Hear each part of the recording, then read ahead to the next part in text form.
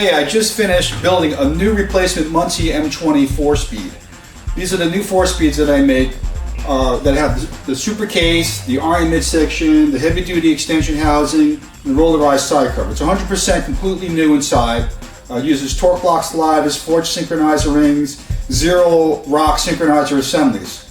It's a 10 spline input, 27 spline output, which was used from 63 to 1970 for most GM cars, although the 63 was a little bit funky, a little bit different bearing retainer on it. I thought it'd be a good time to show you, since I didn't put the side cover on, how they work internally as far as the shifting goes. In other words, how the shifting mechanism functions in the side cover. And also show you how to set up a Hurst Shifter. A lot of times when I'm on internet forums, like the Chevelle forums, Corvette forums, or Camaro forums, there's somebody always asking about, my transmission falls out of gear, what is it? And a lot of times the information is dead wrong. I'm going to show you how these transmissions work internally so you can have a better understanding to diagnose problems and understand what the shifters can and cannot do for you as far as adjusting a shifter. So let me show you. Let's go take a look. Okay, whether you're working on a Muncie 4-speed, a Ford top loader, a Chrysler A833, or a T10, pretty much you all have the same thing going on. You're going to have 3 shift levers. This one is for reverse, this is for first and second, this is for third and fourth. Some transmissions, the reverse lever may be down here, like on a Saginaw 4-speed, for example. But pretty much there's always 3 shift levers on a conventional 4-speed transmission. The important thing to realize is in some transmissions, there are detents and interlocks throughout the system so that you can only pull one lever at a time. On T10s and Muncies, reverse is back in the extension housing, first and second, again in third and fourth. And because reverse is in the extension housing over here, it is possible to pull reverse and a forward gear. It is not possible to pull 2 forward gears at once because inside here there's a detent mechanism that prevents that from happening, a detent interlock system. Let me show you what that's like. But you have on a Muncie 4-speed, I'll pull this out for you so you can see. These are your shift forks. These are your shift levers. Okay. We call this a rooster comb setup. These are your detents. This is your interlock. What happens is when you use a detent system, it actually pushes the interlock down on the other side. It's a scissor, like this. So when this detent is being used off of the neutral position, which is here, so for example on this particular one you'll have first gear, neutral, let me get like this. This one you'll have first gear here, neutral, second gear, then you'll have third gear over here, neutral, and fourth gear. So when you're in a neutral position, the scissor allows the other scissor to move. When you're in any other gear position, the scissor comes up and using this side locks the other one from being used. Because of the arrangement of these covers and the way they're set up, when I put the forks back in, like this, I'll show you how it works. See, now I'm in neutral. If I move this one this way, this one can't move. Same way that way, can't move. Neutral position allows this one to move, and this one can't move. That's pretty much how they work. So the important thing to realize is that your action in the transmission is controlled by these detents, not by your shifter. Your shifter is only going to allow these to move. Once it's in gear, it's in gear. The shifter cannot make it move more in gear or less in gear, unless there's something physically blocking the shifter, like a stop not adjusted correctly, or a shift boot, or a piece of carpet in the way. But for the most part, when you shift it, it's there, and that's pretty much how it works internally. You're not going to be able to, again, move by adjusting your shift linkage internally any more or less. One thing that's important with some Hurst shifters that's really good is the shifter stops. Because what happens is when you shift, and so you make a shift, and you're power shifting and you shift really hard, it's possible if you look at the way this is moving, sometimes all your load then is going against the comb. So like I shift this way, and now the load again is against this comb over here. So a lot of times you can actually break the combs by shifting too hard because all the load is against the comb. So what the Hurst shifters do is they have a little stop bolt. So when you blast that shifter like this, the stop bolt is going to prevent the load from transferring onto the comb but into the stop bolt. But again, it's a very simple mechanism. Some transmissions have scissors, some have little balls and springs inside, but they all do the same exact thing. They allow it to move in gear. And that correlates internally moving these sliders back and forth like this. So what happens is, if you move it, like so I'm going to move this one like this, that's going to move it one way. The cover mechanism internally is going to make the move, not the shifter. The shifter is going to aid it to get there, but there's no other means of making it go further or less because you're going to be locked by these little combs over here. And that's how these work internally. So what I'm going to do now is I'm going to put a shifter setup on here for you and show you how it's adjusted. My point again is that a shifter, if you have a falling out of gear problem, you have physical wear between these teeth and the slider. Maybe this groove here where the fork fits in is opened up, spread open. Maybe the shift fork is worn. Maybe it's a combination of the fork, the groove, the teeth inside the slider, the teeth on the gear that are worn that cause it to fall out of gear. But again, now that you know how the combs work in the side cover, in other ways, how these combs work, it's not going to be, you'll know a shifter again is not going to make it move more or less. It's either there or it's not. And also what you could do is, if you have a problem like that, simply take the shift arm off, make sure it's in gear all the way. You put a wrench on it or something. So let's go pull up a Hurst shifter now, and I'll show you how that sets up. Okay, when you get a Hurst shifter, you're going to get two boxes. The shifter in one box, and the installation kit in another box. This is the installation kit. This includes the mount and all the hardware and the rods. And the shifter is going to include, the shifter box here is going to include the chrome stick and the knob and the whole shifter stick assembly.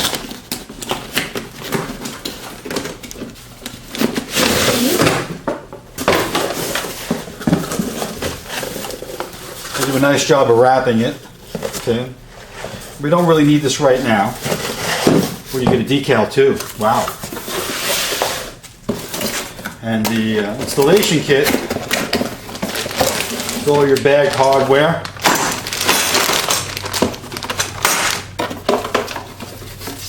Some warranty information probably, and some more stickers. It's important that you read the installation kit instructions for the mounting plates and all sorts of stuff like that.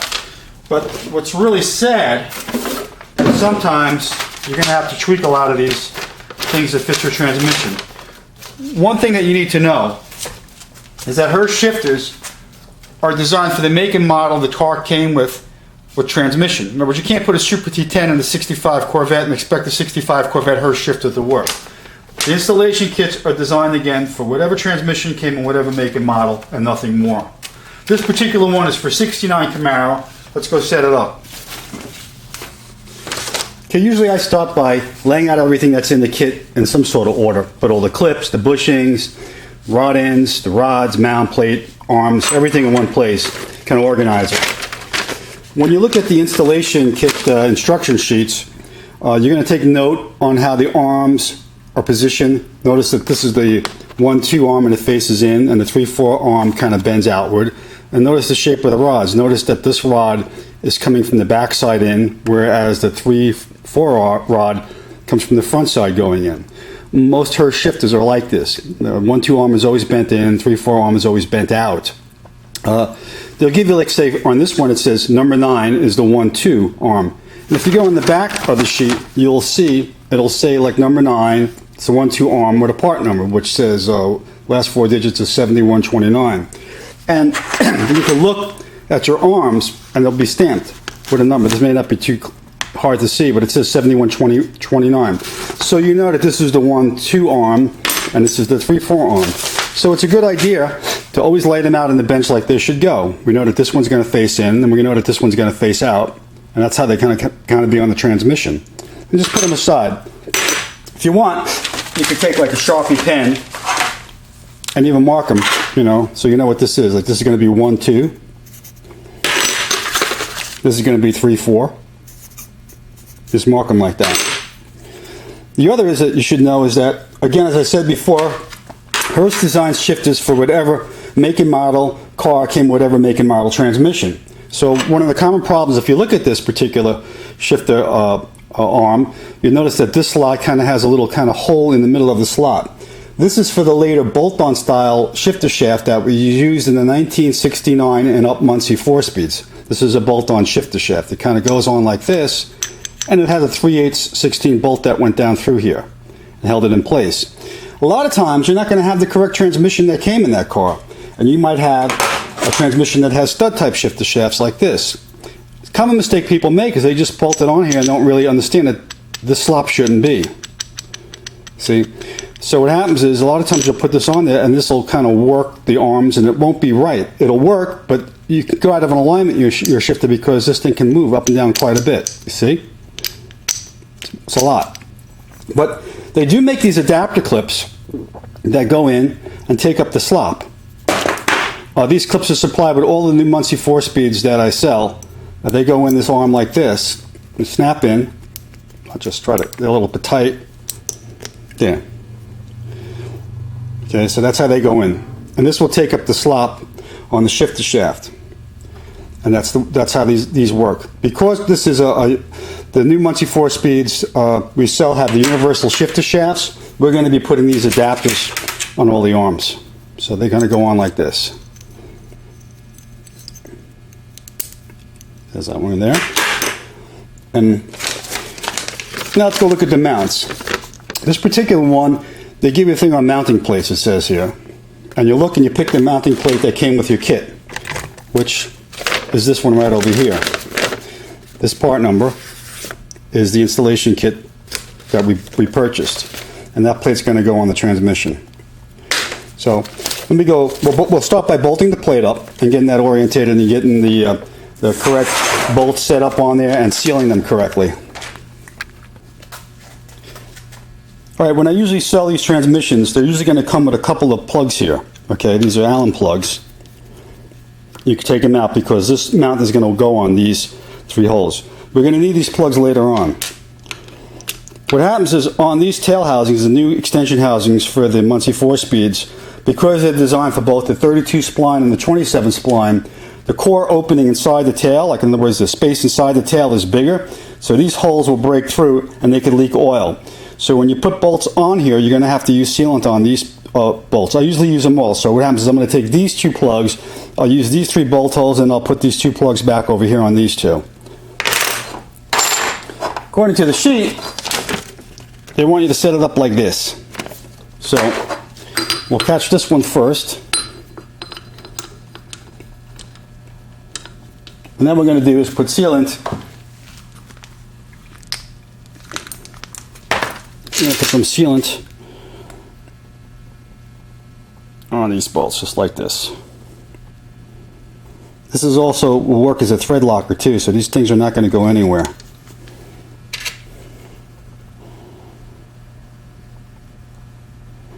A little bit goes a long way.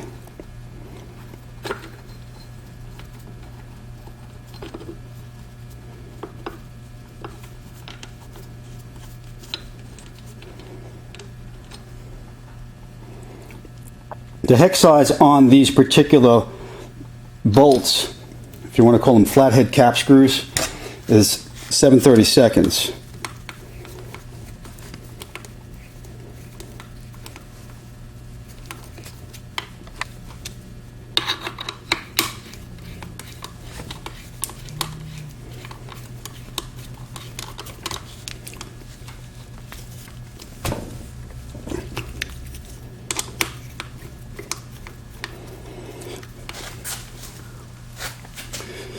The 67, 68, and 69 Camaro shifters are very oddball in the sense that they kind of hang very low, the shifter bodies, and the shifter is on center line with the transmission. So the body's going to hang lower, and the shifter is going to kind of come over this way on center line of the gearbox.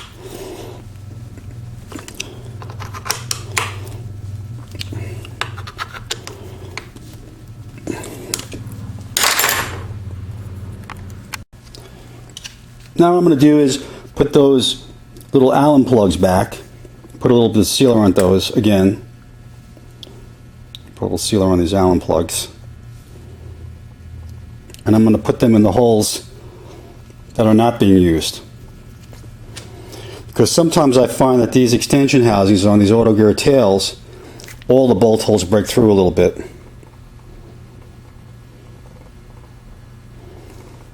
This is a little bit of extra insurance that we're not going to have any leaks.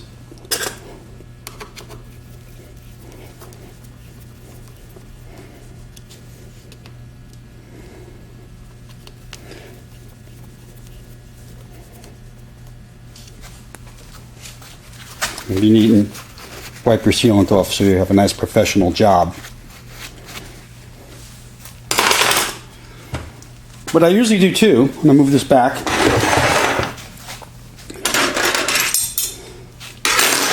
The new rods seem to be coming through a lot better, but a lot of times the rods, with the way they're forged or made, the parting line can go right up through the area where the little bushing goes on. So make sure to inspect that the area is nice and smooth and that the bushing fits on good.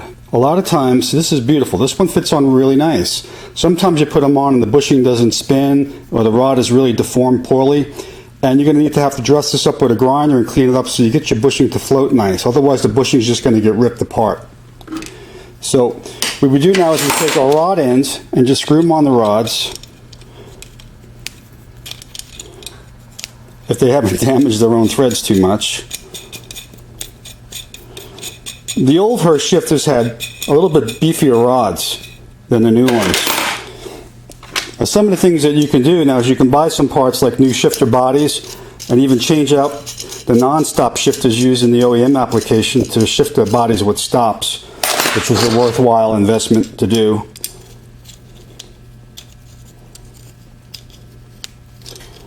Now, usually before I put the shifter assembly on, I will remove the chrome stick so it doesn't get damaged, especially since this is going off to a customer and he had his shifter drop shipped to me. So we have all our rods kind of set up, and we have our arms. We put the clips in the arms. Let's put the reverse arm clip in. Now, and then let's look at our instructions and look how the reverse arm goes. The reverse arm, as you can see, kind of bends in on the bottom like this, and they want you to attach it over here, obviously, and the rod over here. But this here is for some back drive rod. See the way it says back drive linkage. This is for reverse lights with locking steering columns, and they also give you an extra bracket for ones that have back drive cables, and those usually mount on the upper ear of the transmission, but we're not going to use this. So same thing, we're going to pop one of these clips in this over here like this.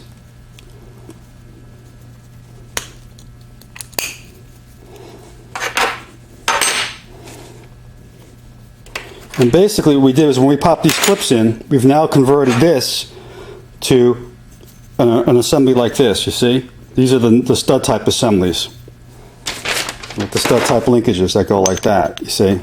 So by putting that clip in, we've duplicated this now. The new transmissions come with universal shifter shafts, so they actually don't have studs, they have a bolt, but it's a smaller bolt, so you have to use this adapter for this setup. Alright, as mentioned, this is the Hurst body. It comes with the alignment key in here, and with two bolts, the shifter handle and knob are attached. Now I'm going to leave the wrapping on here for now. I'm not going to touch it because, again, I don't want it to get scratched. But what I'm going to do is I'm going to just take the stick off with these two bolts like this.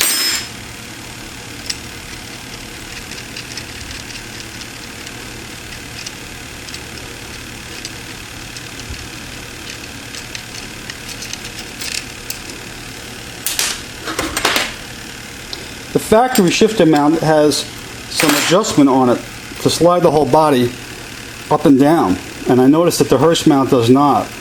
So you hope that it's going to clear the console okay in the car, because it may not, but that's one of the big complaints I've had with these typical 67, 68, 69 shifters.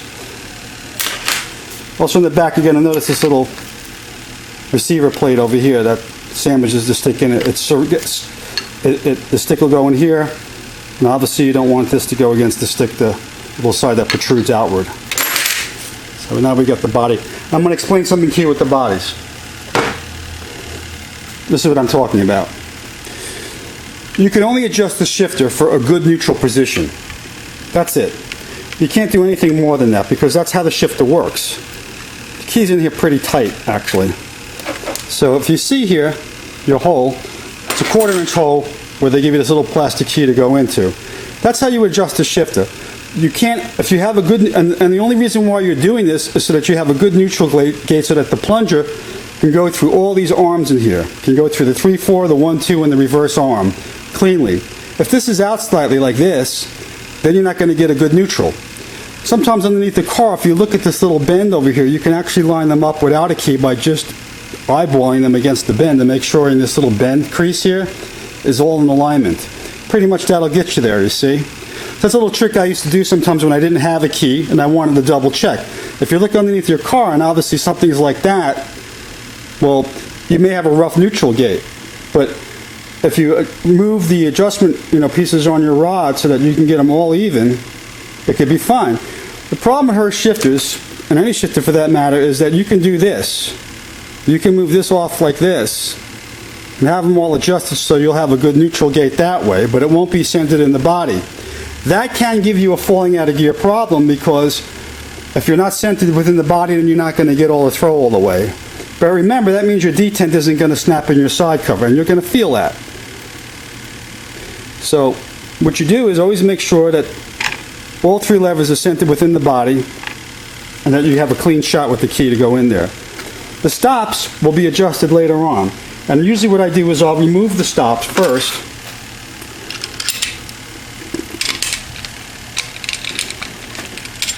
I'll take the stops out completely. This way I can make sure I'm getting the full action with the transmission.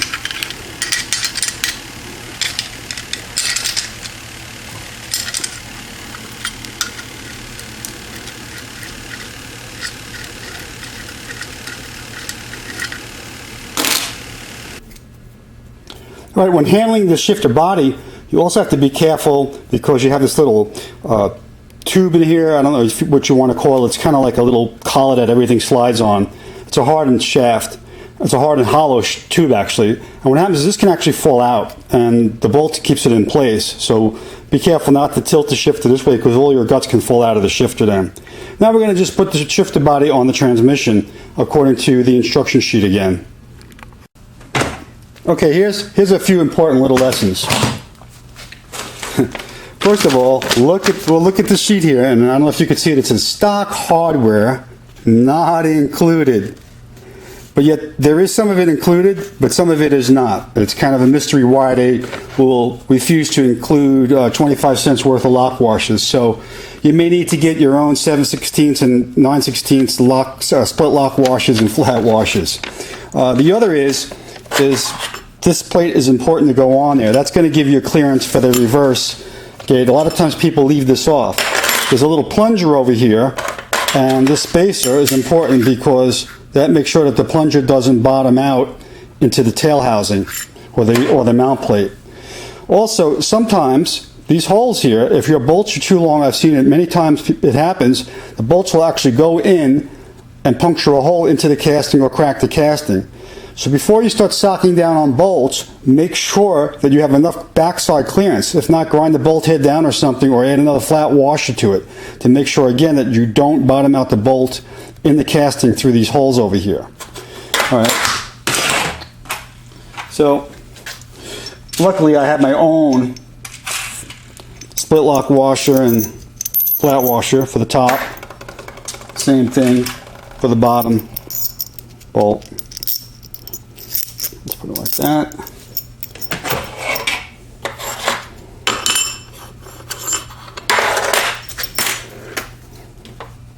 You do this like that. Pop that in like that. And notice how this thing is barely gonna go through that plate.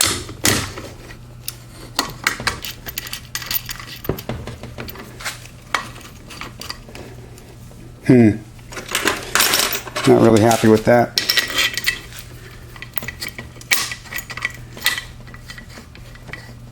You gotta love Hurst. You really do. That's that. What I'll do is I'm gonna snug one down first. Then remove the other one and then put some thread locker on it. I just want to snug it down in place. That's too big, that one.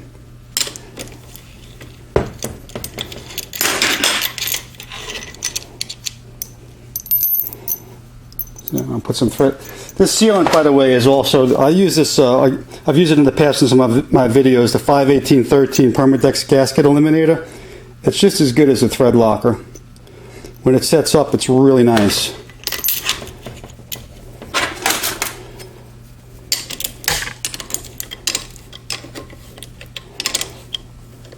Let's go. Before I sock it down, I don't feel if this is even going to come even near the extension housing.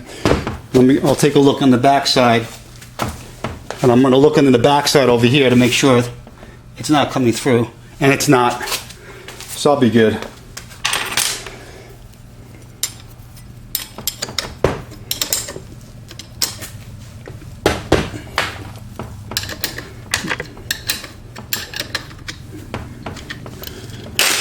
I'll put the correct lock washer on this one. This washer is a little bit too big. I don't like this one.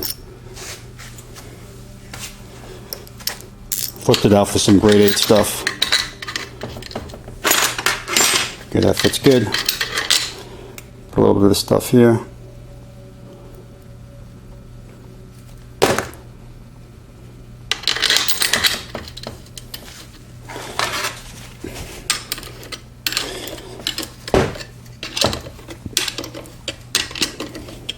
There we go.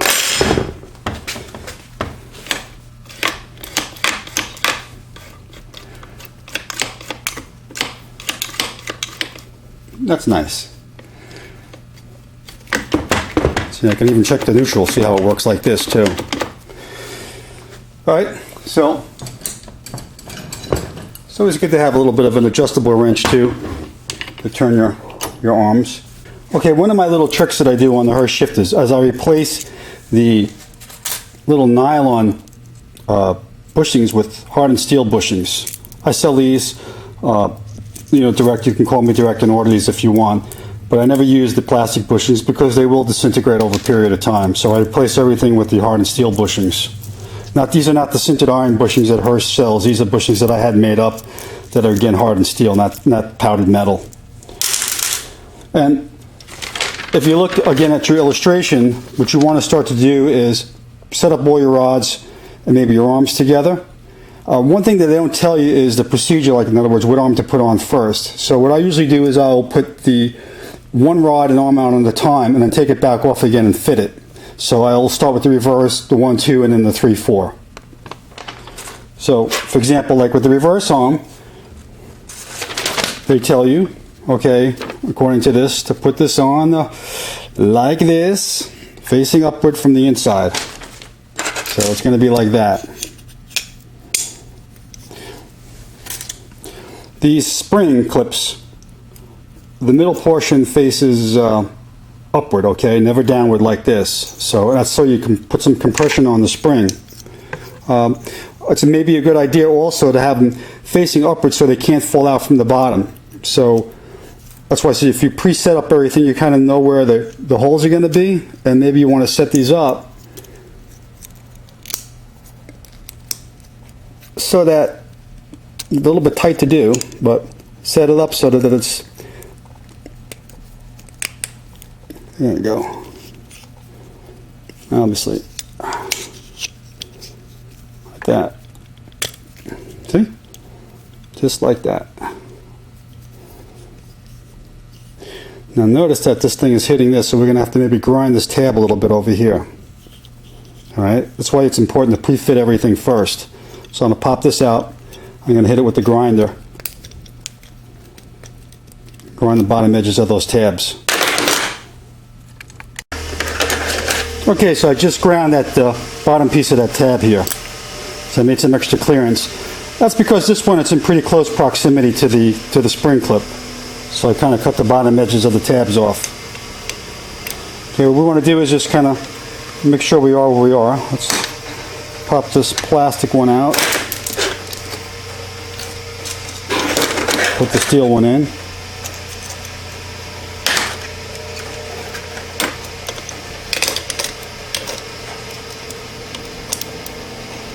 See where we're at. This is how they want you to set it up on the instructions. A little bit more here. A bit more.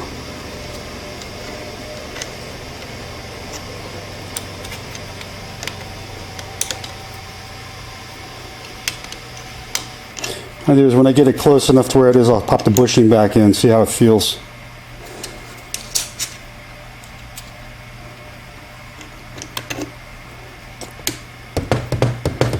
Nothing feels like it's fighting. You want to make sure nothing's fighting, like it's putting too much pressure. Maybe go back in one direction, see if it goes in easier. That.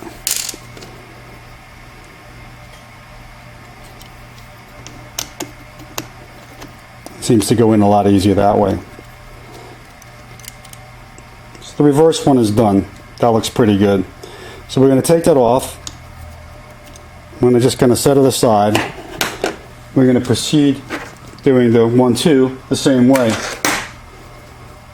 Okay, what you want to do, again, since we're using these clips, is put them on, make sure they fit, maybe tap them with a hammer in place, and then kind of preset your rod. Again, look at your sheet, see how the rod is laid out for 1-2 over here, coming from the back side. And if you notice, the way to have this is in the middle facing up. The little piece for the little adjuster is facing this way. So it's going to be like this. It's going to come in like that on the top and from behind, facing down like that. So see, it's impossible to kind of sneak this in sometimes in the car. And what you're going to have to do is you're not going to be able to get it in like this in the back. So you're going to have to take the key out.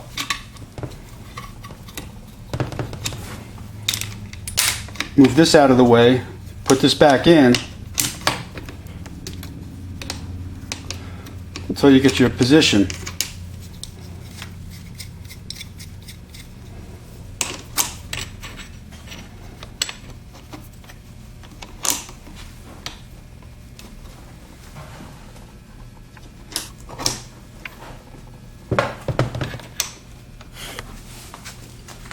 What I'm doing is I'm making sure that this is centered within the body.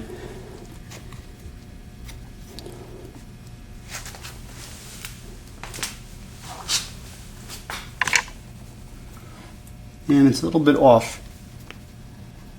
It's a little bit too far forward, you see? So, this out of the way.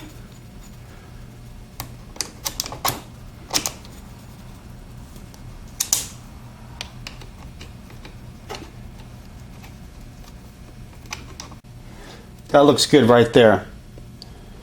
Now we have the 1-2 arm. Now actually, because the 1-2 arm is in the middle and the hardest to get to, and the 3-4 arm is going to go out on the top. Whereas the 3-4 arm is going to go out on the top over here. See that? We can put the 1-2 arm on first. That's probably the best way to do it. So we'll take it off. Now that we kind of know where that's about, got where it's got to go. We'll put one of the clips in again from the top. Try to hook it down like that. Like that. Tap it down.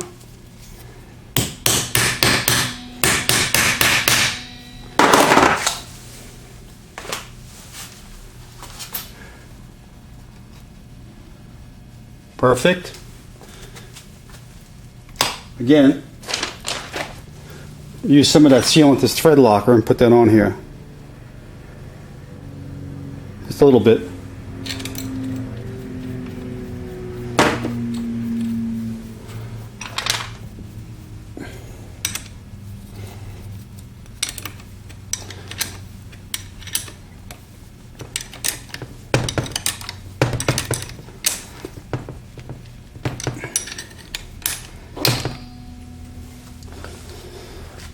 Got the 1-2 arm in place.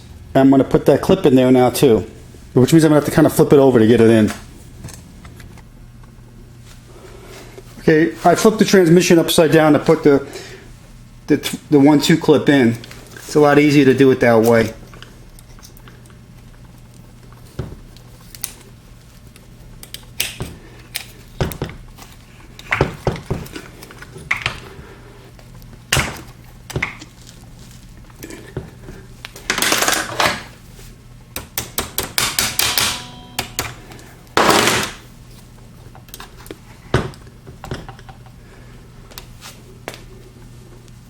That's how that one's in. This will be able to be pulled out that way if you need to. These are pretty tight. Now I can flip it back over and put the reverse arm in.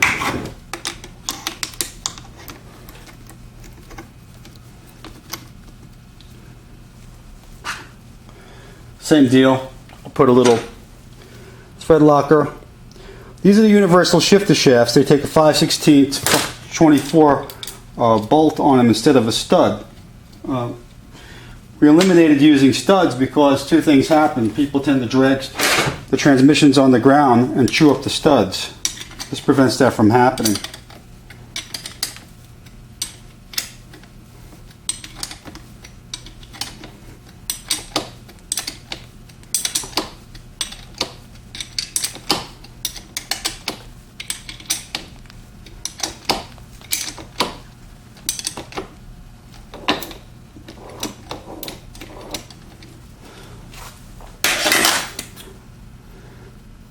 Put this clip in this way.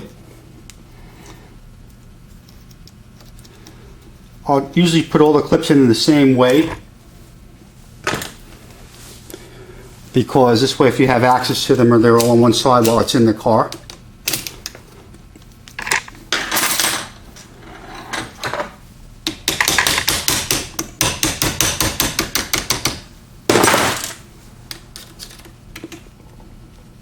You want to kind of push it down so it locks around it. Push the spring down so it locks around it.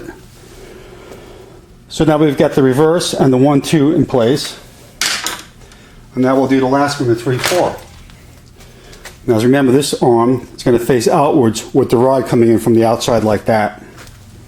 Okay, I've got my 3/4 rod assembly. Got the steel bushing in the body. And that. I'm going to lay this on.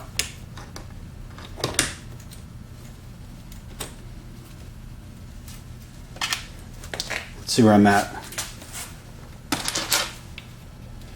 Put my alignment key in the double check. It's nice. Looks good.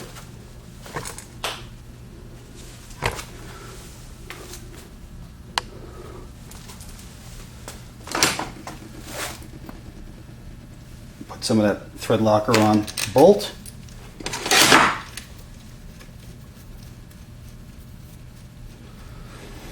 Again, all Hurst arms, pretty much, they all kind of cant a little bit towards the back, and the 1-2 arm is always bent in, the 3/4 arm is always bent out, and the 1-2 rod is always connected from the back side and the 3/4 from the front side.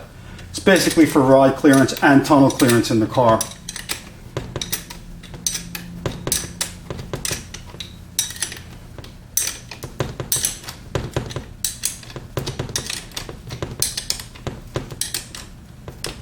This particular transmission, by the way, I'm doing is an M22 drag special. And if you're trying to turn, the arms and they don't go, always turn the transmission a little bit.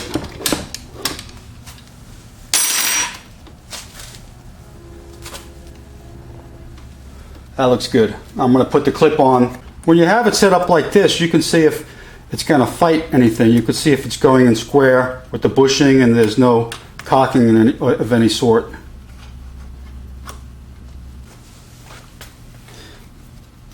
Alright, so I push this 3/4 clip in there. I'm going to hold this and then tap it in with a hammer.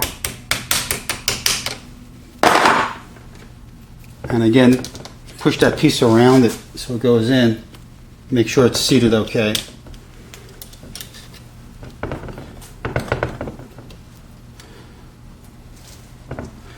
looks good. Then what we're going to do is we're going to flip it over now, and we're going to check the action, make sure everything is working okay.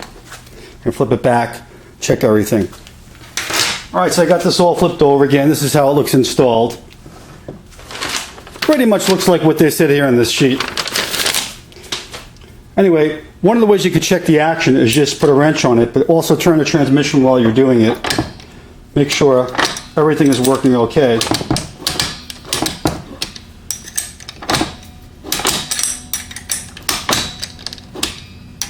See, got a spin for reverse. Looks good. Now what we'll do is we'll adjust the stops. Alright, so they give you these two stop nuts and bolts. Turn the jam nuts all the way down to the ends. Okay, and put them back on the shifter body.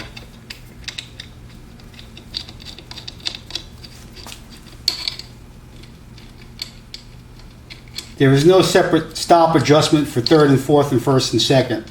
So you pick whatever one you want and adjust your stops. So what happens is, since 3/4 is already set up with the arm, move it into, let's say, the third gear position. Now, remember what I was talking about earlier, that over here, when I move it into this position, I'm engaging those combs in that side cover, and the body's just moving along wherever the combs are going to take it. Doesn't work the other way around. The combs, these combs inside the cover determine where this is going to be, not the other way around. Then we turn the stop in here until it just touches the body. In other words, it's touching this piece inside here. That's so that when I blast through a gear, the force is going to be against the stop bolt, and again, not on those combs.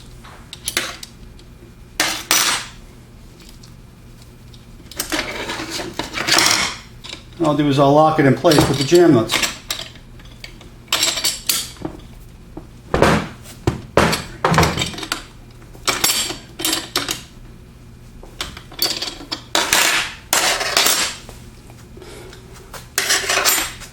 Now I'm going to switch this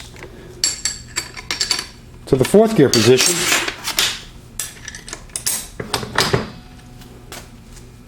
Do the same thing. Turn this stop in until it touches the inside mechanism of the body.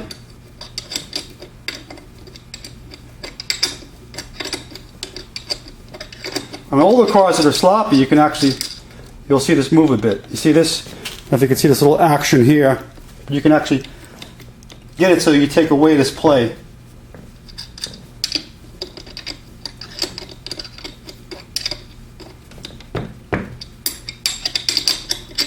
That means that when again I lay into this, I'm going to be putting the full force against the bolt and not those little combs inside the cover.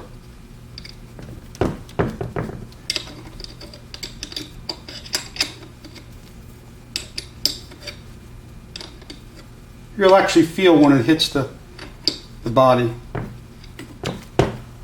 Still got plenty to go. There we go.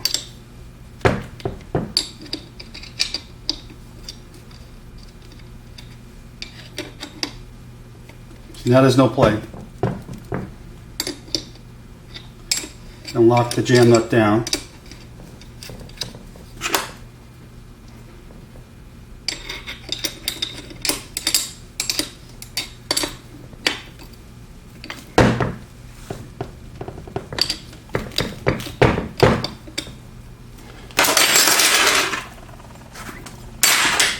Now, your stops are adjusted.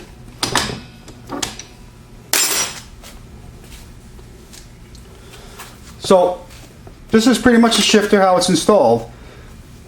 Completely done, other than the stick not being bolted on, which you saw how we unbolted it and bolted back and sandwiched it between this plate over here. But we're going to leave the stick and knob off of it because it's got to be shipped. And this little piece here is probably for a cable type a back drive setup. It goes usually over here someplace on the tail over here. for cable. Or sometimes they go here for reverse lights that want to go down here. I don't know. They don't tell you what that goes for.